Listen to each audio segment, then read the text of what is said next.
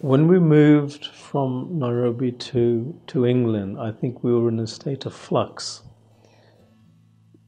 When we were in Nairobi, we had an infrastructure there. We had things that we did on Friday. We always went to a kirtan on Friday, a kirtan that was held by Ragi Jagjit Singh.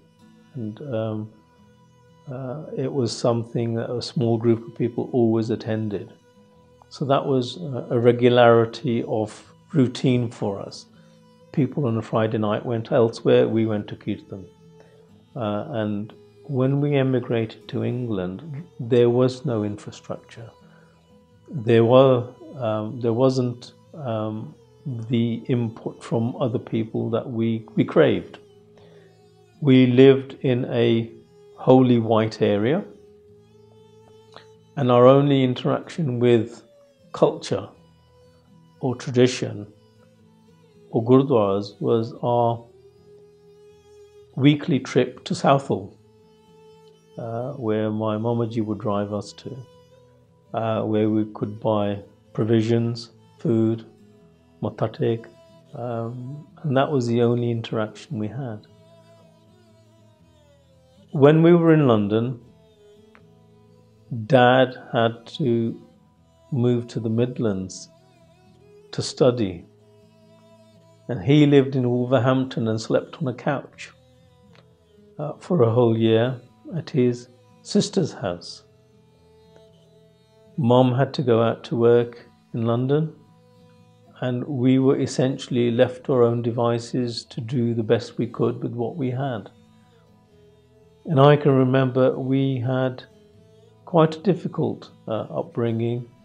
A lot of people sometimes assume that I was born with a silver spoon in my mouth. I can remember I had 2 sets of clothes from Marks and Spencer's, and that's the only clothes I had. I had 1 pair of shoes, and that was it. And we made do with what we had because Mom had to pay rent where we lived. She had to pay for gas and electricity, and whilst Dad was in the Midlands studying hard. When he was there, he would spend day and night studying, and so essentially we had a lifestyle which was different to what people expect it to have been, because when Dad initially took his exams here, you have a question paper and you're supposed to answer it. It has a problem, and he wrote the answer, and he couldn't understand why he didn't pass. The answer was right, but as a student you have to express to the examiner how you've arrived at the conclusion you have. But as a lawyer, the client doesn't want to listen to that part of the equation, but just the end result. And so he had to apply himself again. And because of the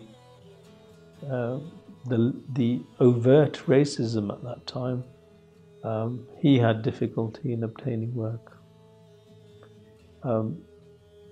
You couldn't, as a barrister, have ever survived, because as a barrister, you're reliant upon solicitors sending you work to do in court. And at that time, it would have been very difficult to have acquired a workload to being able to survive. In Nairobi, Dad had more work than he knew what to do with. And he had his own practice, a very thriving practice. And when he came here, he was shunned by everybody.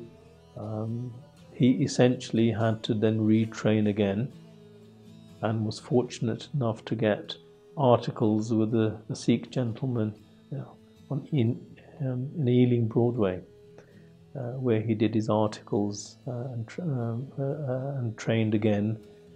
And then when he moved to Birmingham, because he couldn't get a job, he decided to open his own practice.